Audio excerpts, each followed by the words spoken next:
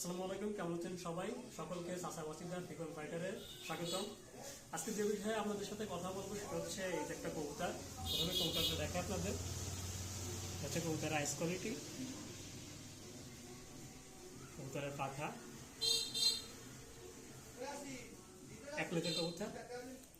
এখন যেটা আপনাদের বলবো, আসলে এই কবুতর দেখানো মুখ্য বিষয় না। মুখ্য বিষয় হচ্ছে এর গলায় আপনারা যদি একটু খেয়াল করেন দেখতে পাবেন একটা তাবিজ।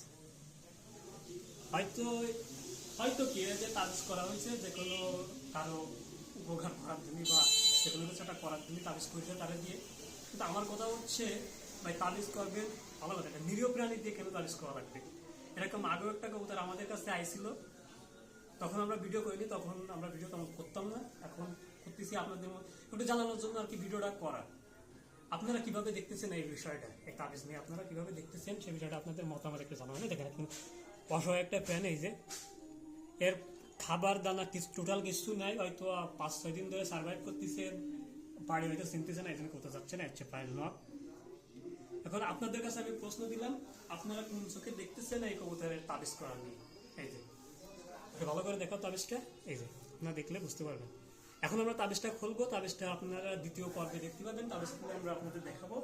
ধন্যবাদ সকলকে আমাদের পাশে